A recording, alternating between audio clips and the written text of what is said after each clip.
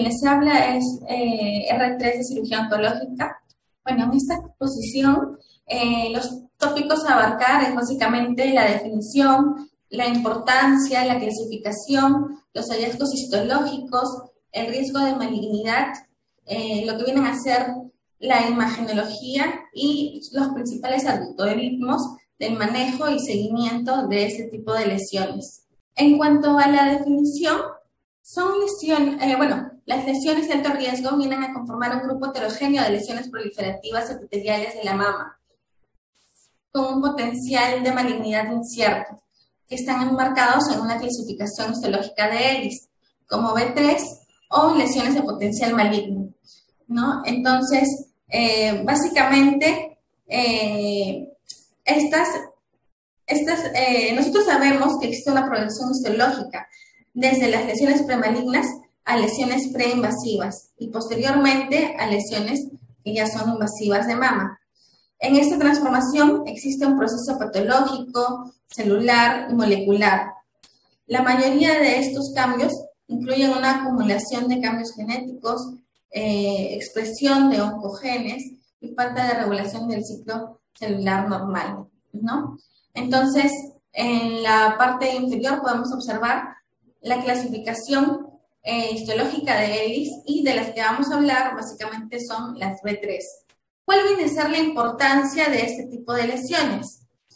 Si bien es cierto, antes se prefería la decisión quirúrgica para tratar todas las lesiones de alto riesgo, su importancia radica en saber cuál es su manejo y su verdadero potencial como precursores de malignidad, con el fin de reducir el sobretratamiento. Se sabe que del 3 al 21% de todas las lesiones mamarias corresponden a estas lesiones de alto riesgo y que su incidencia constituye el 10% de las cirugías de lesiones benignas de mama. Este tipo de lesiones conllevan un riesgo bajo, pero potencial de malignidad asociada, que oscila entre el 0.2 y el 5%. Algunas lesiones B3 también funcionan, algunas lesiones B3 también funcionan como indicadores de riesgo. Por ejemplo, las mujeres que están diagnosticadas con una enfermedad mamaria proliferativa con atipia tienen entre 4 y 10 veces más riesgo de desarrollar cáncer de mama en comparación con los que no tienen atipia, en cualquier lugar de la mama o en la mama contralateral. En esta diapositiva podemos apreciar la clasificación histológica de ELIS B3 que ya había mencionado anteriormente. Básicamente esta se subdivide en las lesiones esencialmente benignas sin atipia y las que tienen atipia epitelial, que son B3A y B3B respectivamente, ¿no? Entre las B3A destacan las lesiones papilares, como el papiloma intraductal, la cicatriz radial, lesiones esclerosantes complejas, las lesiones de tipo mucosele, la hiperplasia columnar sin atipia, las lesiones fibroepiteliales con estroma celular, y dentro de las B3B destacan en cuanto a las proliferaciones epiteliales intraductales con atipia, la atipia epitelial plana, la hiperplasia ductal atípica, la hiperplasia columnar con atipia, la adenosis esclerosante compleja con atipia. Y las neoplasias lobularias, que tenemos la hiperplasia lobulillar atípica, ¿no? Y el carcinoma lobulillar in situ. Estas lesiones con atipia epitelial, es decir, las B3B, se asocian a un mayor riesgo de desarrollar cáncer. No solo en la mama que se ha diagnosticado esta lesión de alto riesgo, sino también en la contralateral, ¿no? Y también cabe mencionar que el carcinoma lobulillar in situ en su variante clásica corresponde a lo que viene a ser la B3B, mientras que la variante pleomórfica ya se clasifica como de tipo B5. En este artículo de la revista de Sinología y Patología Mamaria, se realiza un estudio retrospectivo y observacional de las biopsias de mamas realizadas en lesiones radiológicas de tipo BRAF3 durante un periodo de 5 años, ¿no?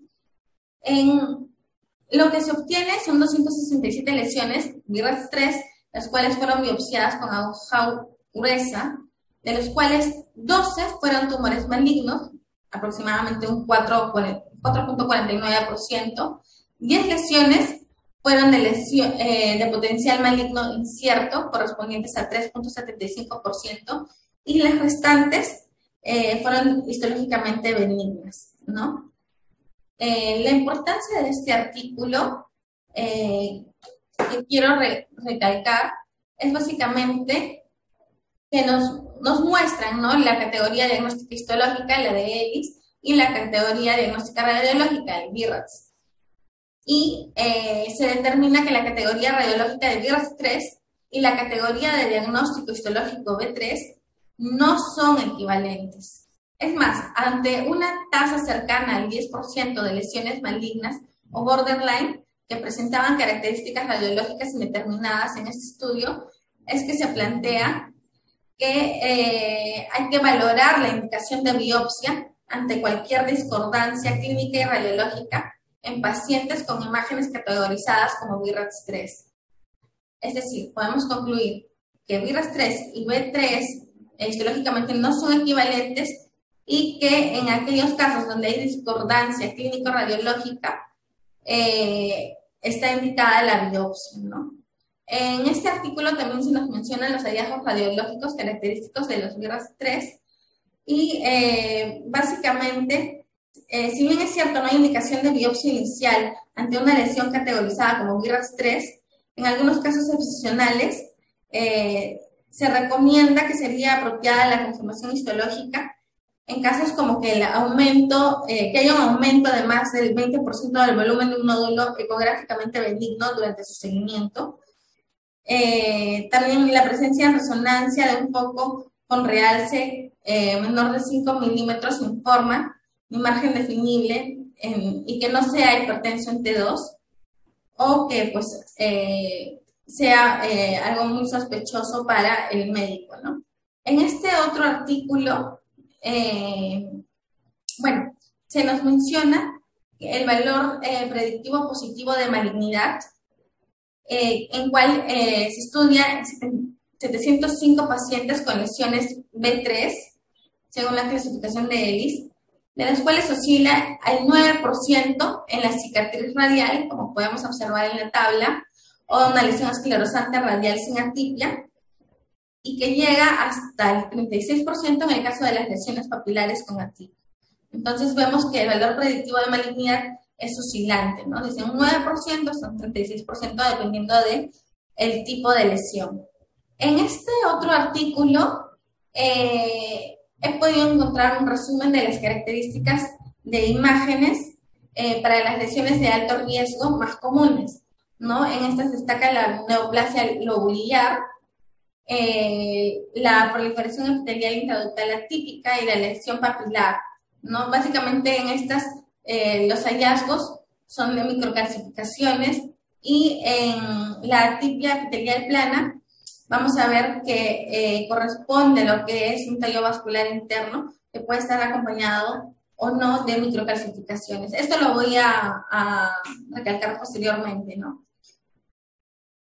Y bueno, para mencionar también la tasa, ¿no?, de que la lesión de alto riesgo llegue a malignizarse o que encontremos un hallazgo de malignidad post cirugía, también va a depender del tipo de biopsia, ¿no? No es igual, o bueno, se ha demostrado que no son iguales los resultados en el caso de una biopsia con aguja gruesa como con una biopsia excisional asistida por vacío, ¿no? Entonces, aquí tenemos que la sensibilidad de la biopsia percutánea en la evaluación de estas lesiones va a depender del tipo de dispositivo de biopsia, es decir, del calibre de la aguja, cuantificado en unidades Gauss. La extensión de muestreo de la lesión, también el número de cilindros obtenidos, el procesamiento de la muestra y la exactitud de la valoración patológica y de la correlación radiopatológica, ¿no? Entonces, en este estudio se ha demostrado la infraestimación de la malignidad en la biopsia percutánea tras la exéresis quirúrgica de estas lesiones, la cual es menor con muestras obtenidas mediante la biopsia asistida por vacío, en la que se utiliza una aguja que va entre 9 a 11 gauges, que con la biopsia con aguja gruesa, en la que se utiliza un calibre de 14 a 18 gauges, ¿no? Por lo tanto, la biopsia asistida por vacío se considera en la actualidad el método idóneo para el diagnóstico de este tipo de lesiones, especialmente en el caso de las microcalcificaciones. Sin embargo, cabe recalcar que no es que carezca de falsos negativos ni un porcentaje considerable de infraestimación histológica, ¿no? Por lo tanto, es discutible todavía que sea una alternativa a la biopsia quirúrgica convencional. En este otro estudio, básicamente esto es un consenso, ¿no? Que he podido encontrar en una revista de la Sociedad Americana de Cirujanos de Mama, y vienen a hacer las recomendaciones en cuanto al manejo de estas lesiones con el diagnóstico histológico borderline, ¿no? Y esto va a depender del tipo de lesión, no es que haya un consenso que agrupe que todas las lesiones de tipo B3 van a exéresis quirúrgica o algunas se mantienen en observación. Entonces, va a depender básicamente de qué lesión estamos hablando. Y bueno, evidentemente, siempre va a haber excepciones, por lo cual se recomienda que cada paciente sea individualizado, ¿no? Para poder tomar la mejor decisión en cuanto al manejo o al seguimiento. Bueno, ahora voy a pasar a profundizar un poco lo que vienen a ser las principales y más comunes lesiones de alto riesgo en mama. En primer lugar, tenemos la hiperplasia ductal atípica, que es básicamente una lesión proliferativa epitelial de la unidad ductal lobulillar terminal, ¿no? Semejante a lo que viene a ser el carcinoma ductal in situ. Esta lesión es la más común y aumenta de 4 a 5 veces el riesgo de desarrollar un carcinoma invasor para ambas mamas. Ahora, hay que diferenciarlo de justamente un carcinoma ductal in situ. ¿En qué se diferencian? Básicamente en el tamaño y en la extensión de la lesión, ¿no? En el caso de la hiperplasia ductal atípica, el tamaño y la extensión son menores, involucra solo 1 o 2 conductos y mide menos de 2 milímetros, ¿no? A diferencia de un ductal in situ. Básicamente, como había mencionado, es la más frecuente, representa el 5% de todas las biopsias de mama y un 20% de las biopsias realizadas por microcalcificaciones, ¿no?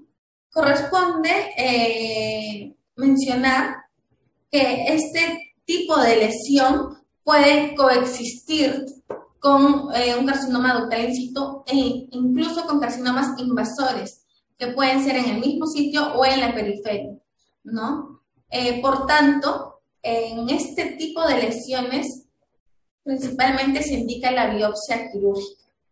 En esta tabla podemos evidenciar, ¿no? En diferentes estudios, la frecuencia de malignidad en la cirugía luego del diagnóstico percutáneo de hiperplasia ductal atípica. Es usual que este tipo de lesión se presente como un grupo de microcalcificaciones heterogéneas en una mamografía, como estamos evidenciando en la imagen, ¿no? Con una frecuencia de hasta 12% en los resultados de las biopsias. Sin embargo, también se ha descrito que en la ecografía se puede evidenciar como una lesión nodular. Bueno, en la primera imagen podemos ver las microcalcificaciones agrupadas de tipo heterogéneo, ¿no? Y en la imagen contigua podemos ver, en este caso, un foco de hiperplasia ductal atípica.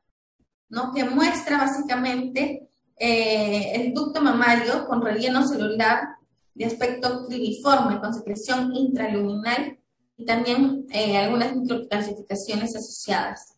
En esta otra diapositiva podemos ver, ¿no?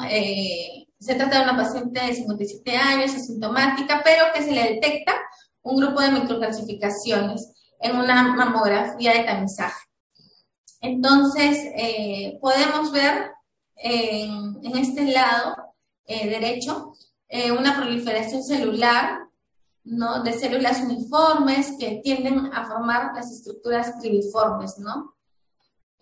Característico de este tipo de lesión.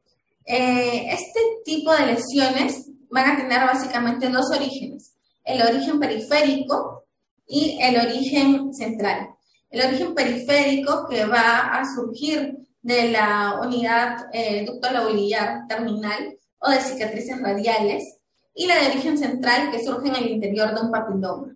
Y aquí podemos evidenciar en estas imágenes este tipo de lesiones, tanto de origen periférico, en la parte superior, ¿no? Vemos un aumento del tamaño anómalo de este grupo, con calcificaciones y sin calcificaciones en el lado derecho. Y en la parte inferior podemos observar, ¿no? Un nódulo sólido en el interior de un conducto octásico, ¿no? Y esto correspondería a una lesión que se encuentra dentro de una lesión, un papiloma, ¿no? Intraductal. Continuando con otra lesión, tenemos lo que viene a ser la hiperplasia lobulillar atípica y la neoplasia lobulillar, ¿no? Que engloba todo. Estas entidades se agrupan, como les mencionaba, bajo el nombre de neoplasia lobulillar, ¿no? Constituyen un marcador de riesgo para el carcinoma en ambas mamas y en su mayoría tienden a ser multifocales y bilaterales, ¿no? En la hiperplasia lobulillar atípica, las células de aspecto monomorfo rellenan los lóbulos, mientras que en el carcinoma lobulillar in situ distienden los acinos. Bueno, básicamente se trata de una lesión proliferativa, ¿no? Que podemos evidenciar. Crecen en forma confluente de citología monomórfica, distendiendo los acinos, y ante el hallazgo de este tipo de neoplasias lobulillares en una biopsia percutánea, hay que plantearnos la posibilidad de una biopsia quirúrgica. En el estudio que anteriormente había mencionado, la tasa de hallazgo de lesiones malignas en diferentes series ronda aproximadamente el 20%, aunque se han reportado casos en los que no se encontró subestimación en las biopsias quirúrgicas, ¿no? Y en esta tabla podemos ver la tasa de malignidad de la cirugía luego del diagnóstico por biopsia percutánea de la neoplasia lobulillar, que engloba tanto la hiperplasia como el carcinoma lobulillar. Dentro de lo que es la neoplasia intraepitelial lobulillar, lo cual vamos a llamar por sus iniciales, LIN, con diferentes subtipos histológicos según el grado de atipia, ¿no? Tenemos el LIN 1, 2 y 3. El LIN 1, que corresponde a la hiperplasia lobulillar atípica, el LIN 2, o también denominado el carcinoma lobulillar in situ clásico, que viene a ser de bajo grado, y el LIN 3, o también denominado el carcinoma lobulillar in situ de alto grado o pleomórfico, ¿no? Entonces, dentro de lo que es esta neoplasia intraepitelial lobulillar, vamos a encontrar, no tiene una proliferación de estas células neoplásicas que llenan y expanden más del 50% de los acinos en la unidad ducto-lobulillar terminal, ¿no? Va a haber una pérdida de la E-cadenina y básicamente constituye un marcador de alto riesgo y precursor no obligado de un carcinoma invasor. En esta gráfica podemos ver básicamente la incidencia, que oscila entre 0.8 y 3.8%, y que generalmente se da en pacientes mujeres de 49 años. El porcentaje de hallarlo en la mama ipsilateral viene a ser de 4.7%, mientras que en la contralateral de 4.2%. el porcentaje de que sea multifocal puede oscilar entre el 50 o 80%, de que sea multicéntrico un 85% y de que se encuentre bilateral entre un 30 a 69%. ¿Cuáles son los hallazgos en la mamografía? Lo más común es encontrar microcalcificaciones amorfas o puntiformes, ¿no? Generalmente se distribuyen en grupos y lo que es menos común es encontrar, ¿no?, una simetría o un nódulo redondeado. En la ecografía, básicamente se puede encontrar como un nódulo ovalado, hipocoico, el margen circunscrito, microlobulado, que puede presentar refuerzo acústico posterior y es avascular al Doppler, ¿no? En una resonancia magnética podemos evidenciar un realce de tipo no nodular. Es menos común encontrar un nódulo irregular o un foco. Bueno, y acá en la imagen, en el examen anatomopatológico, podemos evidenciar los acinos expandidos, ¿no? Aquí se puede evidenciar por una proliferación celular monomorfa con núcleos uniformes redondos, ¿no? ¿Cuál viene a ser el manejo de la neoplasia lobulillar? Básicamente va a depender, ¿no?, si es el tipo clásico o pleomórfico. Si es tipo clásico y hay una concordancia tanto radiológica como histopatológica, entonces incluso se puede mantener a la paciente en vigilancia, ¿no?, entre 6 y 12 meses, reevaluar con ecografía y mamografía, ¿no?, y considerar de repente una resonancia anual. Si no hay una concordancia histopatológica y radiológica, entonces se sugiere hacer una biopsia excisional y si es de tipo pleomórfico, en este caso sí hacer una excisión quirúrgica. Otro tipo de lesiones, destacan las lesiones columnares. Básicamente, en este tipo de lesiones vamos a encontrar una expansión de la unidad ducto-lobular terminal con conductos revestidos por células columnares, con prolongaciones apicales citoplasmáticas, denominadas apical nodes, asociadas a la secreción endoluminal, que en algunos casos pueden o no calcificarse. Las denominaciones de este tipo de lesiones han sido múltiples, ¿no? Antes, en el 98, Fraser las denominaba como una alteración columnar con prolongaciones apicales prominentes y secreción. En el 79 le denominaban carcinoma tipo clinging, y ahora lo que se maneja es básicamente lo que menciona Schmidt y colaboradores, ¿no?, que lo clasifican básicamente en 3 tipos. Lo que viene a ser los cambios columnares, la hiperplasia columnar y la atipia epitelial plana. Bueno, en cuanto a esta atipia epitelial plana, viene a manifestarse como una alteración intraductal que se caracteriza por el reemplazo de sus células epiteliales nativas por una capa simple, ¿no? O bien por 3, 4, hasta 5 capas de células con leve atipia. Ya cuando vemos que es mayor, o sea, más de 5 a 6 capas, ya estaríamos hablando de una neoplasia, no ya de la atipia epitelial plana, ¿no? Básicamente el 86% se presenta como una lesión no palpable. Generalmente lo encontramos en mujeres premenopáusicas, ¿no? Y los hallazgos básicamente corresponden a entre 8% de las biopsias. Este tipo de lesiones corresponden a básicamente duplicar el riesgo de cáncer de mama en las pacientes que la presenten. Y básicamente lo que vamos a encontrar en los hallazgos histológicos es las unidades ductolobulares, ¿no?, que tienen los acinos dilatados, con secreción en su interior, que es lo que le caracteriza, que pueden estar tapizados con varias capas celulares, como había mencionado, máximo hasta 5 capas, de 1 a 5 capas celulares de núcleos redondeados, monomórficos, y con lo que le caracteriza que vienen a ser las protrusiones apicales citoplasmáticas, también denominadas apical nodes, ¿no? En la mamografía vamos a encontrar microcalcificaciones amorfas que pueden estar agrupadas, pueden ser redondeadas, finas pleomórficas.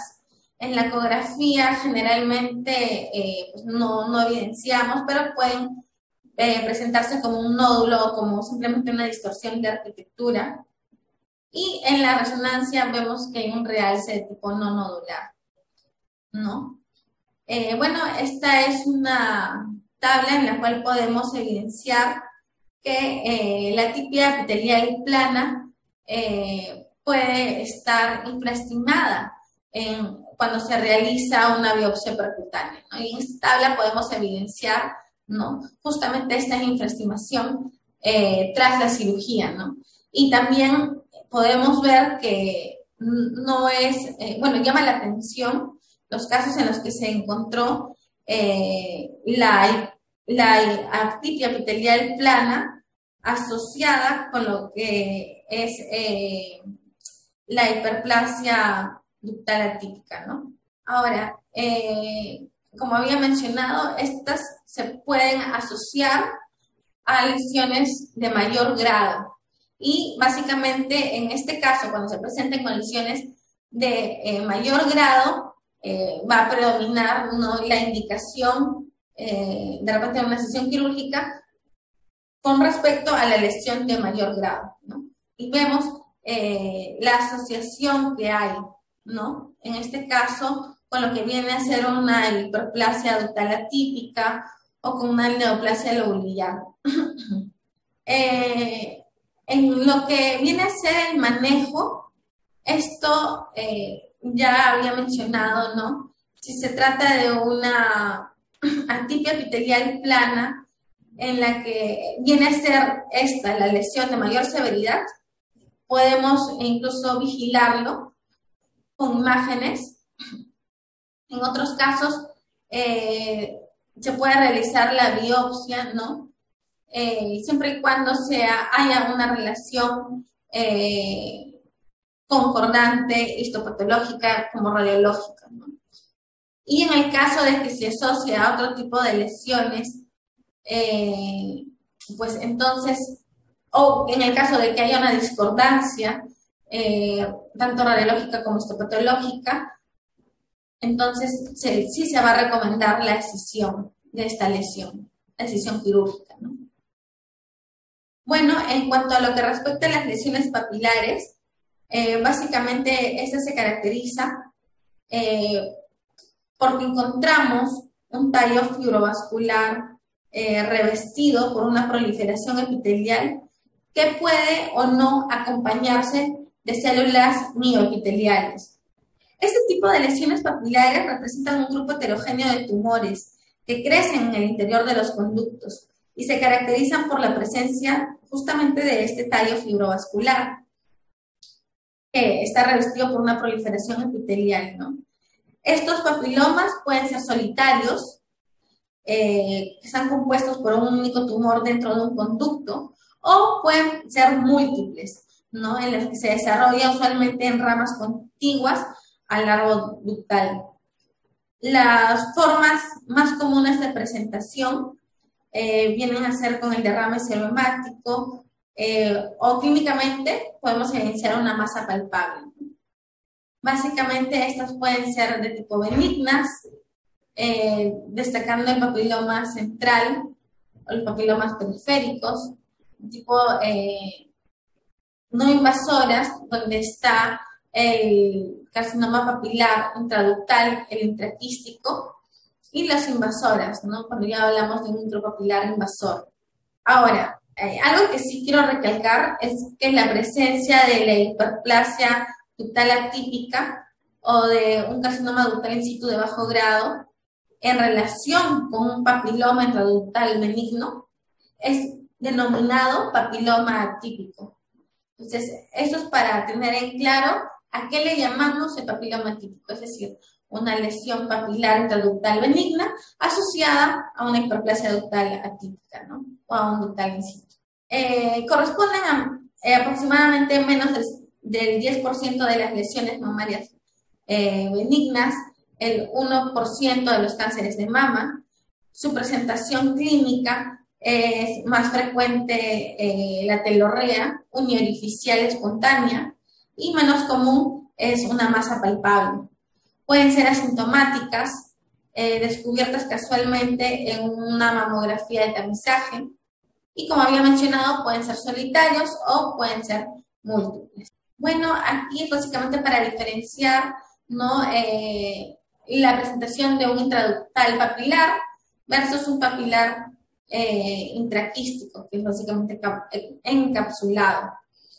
En el caso del intraductal papilar vemos que es una forma no invasora, difusa, mientras que el intraquístico es justamente localizado. En el intraductal es multifocal, mientras que en el intraquístico está confinada a un ducto con dilatación quística, básicamente es una lesión solitaria. Generalmente se dan posmenopáusicas y podemos evidenciar también una masa palpable, ¿no? Mientras que en la intraductal involucra, ¿no?, la unidad lobular abdominal y crece dentro de los ductos dilatados y se presenta en mujeres entre la quinta y sexta década de la vida. En cuanto a la imagenología, vemos que en la mamografía el intraductal se presenta, justamente como había mencionado, microcalcificaciones, mientras que en el intraquístico vemos un nódulo circunscrito hiperdenso. En la ecografía, en el intraquístico, evidenciamos un nódulo complejo quístico sólido que puede acompañarse de septos. Y básicamente en la resonancia magnética, en la intraductal podemos ver un realce no nodular, mientras que en el papilar intraquístico un nódulo sólido periférico con realce, ¿no? Y hay un aumento de la señal T2 y disminución de la señal en T1. En estos casos, bueno, también se puede indicar la galactografía, ¿no?, como vemos en la primera imagen. Y en las imágenes que tenemos a la derecha, vemos, ¿no?, la estructura arborescente que está formada por ejes fibrovasculares recubiertos de doble capa de células mioepiteliales que corresponden al papiloma, ¿no? Y en la parte de arriba podemos ver un nódulo sólido hipocogénico, ¿no? En este caso, pues correspondería probablemente a lo que es un intraquístico, ¿no?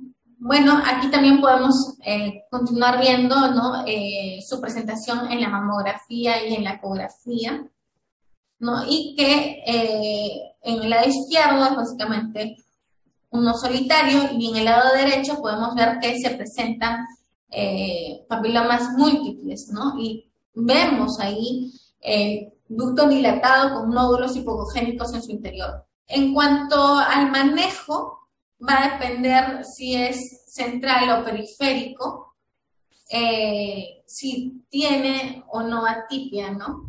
En este caso, vemos que si es central, no presenta atipia, puede ser controlado con pruebas de imagen, mientras que si es periférico, el riesgo aumenta y se llega a triplicar. Y en este caso se ha demostrado que, o sea, se puede dar todavía chance a realizar una biopsia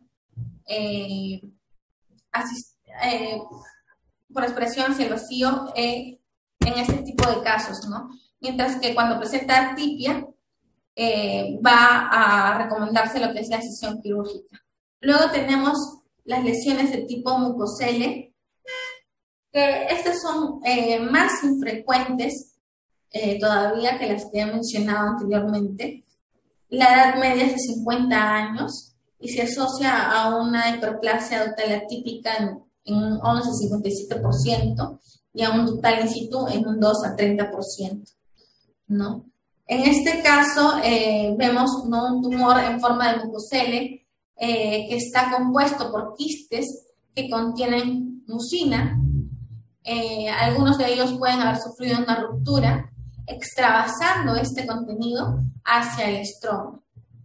El epitelio de los quistes en los mucoceles benignos es plano o puede también presentarse cuboidal y también puede tener células columnares.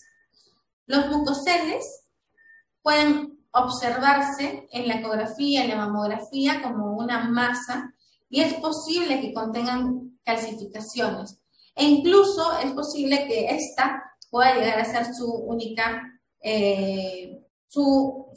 manifestación. En la mamografía, como mencionaba, ¿no?, característico de las microcalcificaciones están en un 87%.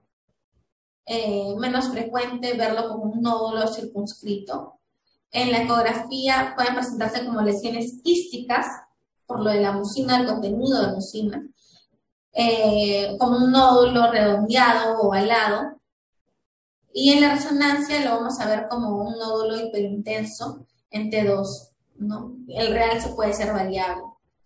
Básicamente el manejo va a depender si presenta o no atipia.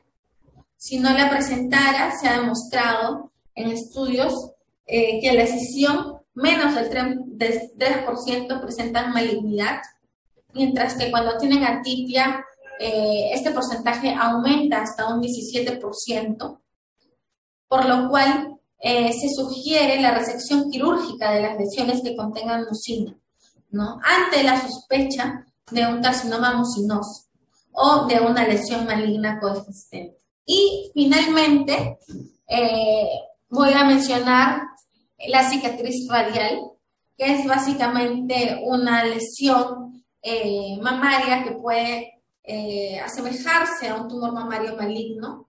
Lo podemos encontrar como una masa palpable o una lesión espiculada en imágenes.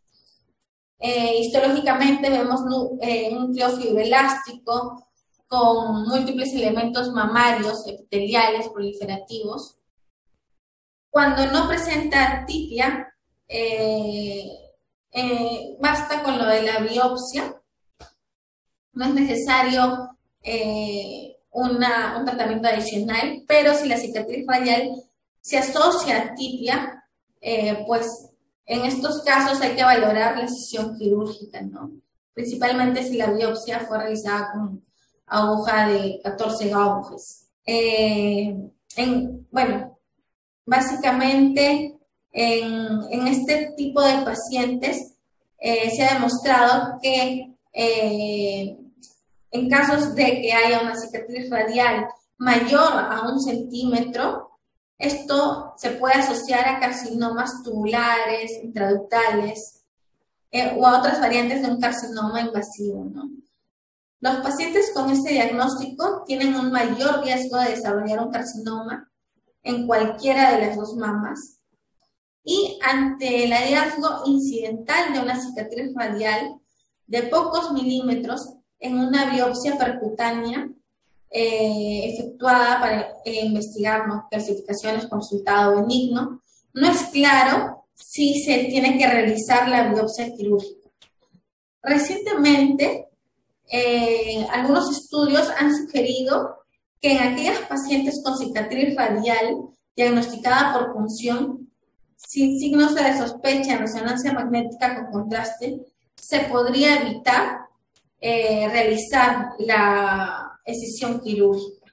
Que en realidad, a pesar de que la Asociación Americana de Cirujanos de Mama nos muestra un consenso, no es que haya en sí un acuerdo general sobre la necesidad de practicar una biopsia, una escisión quirúrgica en todas las lesiones de alto riesgo en mamas.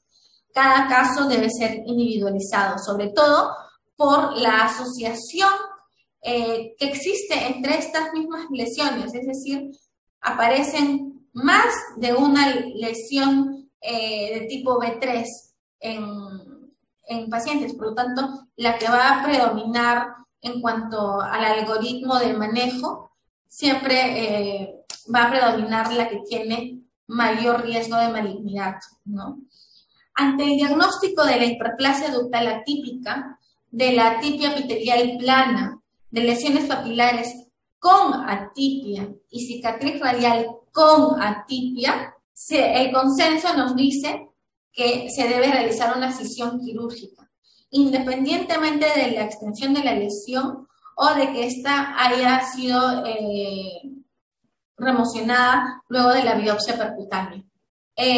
Para las lesiones papilares sin atipia y las cicatrices radiales sin atipia, se estipula que se puede mantener a la paciente en observación, considerando siempre que haya una concordancia radiológica patológica. En aquellos casos en los cuales no se somete a escisión quirúrgica, pues recalco, ¿no? Hay que mantener una vigilancia clínica y por imágenes de la paciente. Básicamente, esta exposición tiene la finalidad de que podamos nosotros comprender de que es importante que no haya un sobretratamiento de estas lesiones, es decir, no todas estas lesiones van a ir a una decisión quirúrgica, ¿no? Hay que evitar el sobretratamiento reconociendo el verdadero potencial de malignidad que puedan presentar. Bien, doctora Cadenas, gracias por su presentación, una presentación bien extensa y creo que es un update lo que nos ha hecho, por lo menos para mí, de todo lo que son lesiones premalignas, ¿no? Bueno, no tenemos preguntas ni comentarios. Quiero decir de que esa parte final de sus conclusiones, creo que eso resume todo, ¿no? Hay que tener en consideración que gran parte de esas lesiones son descritas en sitios donde hay programas de despistaje. Ese tipo de lesiones nosotros no las vemos con frecuencia y cuando las vemos son producto de estar asociadas con algún tipo de alteración mamográfica, ecográfica, de resonancia que hemos entrado a sacar y que se constituyen en un hallazgo incidental. La otra cosa que también hemos visto es que al final usted presenta, bueno, una de las diapositivas finales, de que dicen que si uno encuentra eso, de todas maneras tiene que ir a una decisión quirúrgica.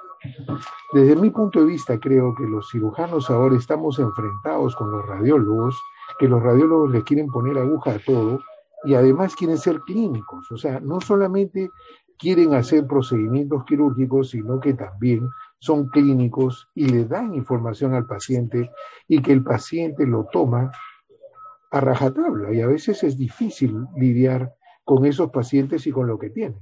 En varias de sus proyecciones ha puesto la gran cantidad de fragmentos que retiran los radiólogos para poder obtener un diagnóstico. La pregunta es, si nosotros queremos hacer una mayor resección, ¿cómo abordamos ese tipo de resecciones tubulares, ya sea con su Bacon Assisted o con las biopsias core que suelen hacer?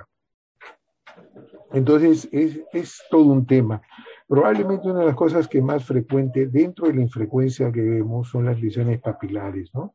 Mientras esas lesiones más alejadas estén del pezón, la posibilidad de malignidad, la posibilidad de premalignidad es más grande, y mientras más cerca estén al pezón asociadas a flujo, probablemente estas lesiones van a ser papilomas intraquísticos y con un muy buen pronóstico, ¿no? Es sumamente importante, creo que no me voy a cansar de recalcar que nosotros en el país no tenemos un programa de seguimiento, un programa de despistaje por cáncer de mama, y la información que nos puedan dar los radiólogos sobre este tipo de lesiones premalignas, a menos que estén fundamentadas por un buen patólogo, por alguien que conozca mama, deben ser tomadas con mucha cautela justamente para evitar el sobretratamiento, ¿no? La cantidad de cirugías que no tienen una justificación clara de por qué se hacen, ¿no? Eso cuesta un montón de dinero.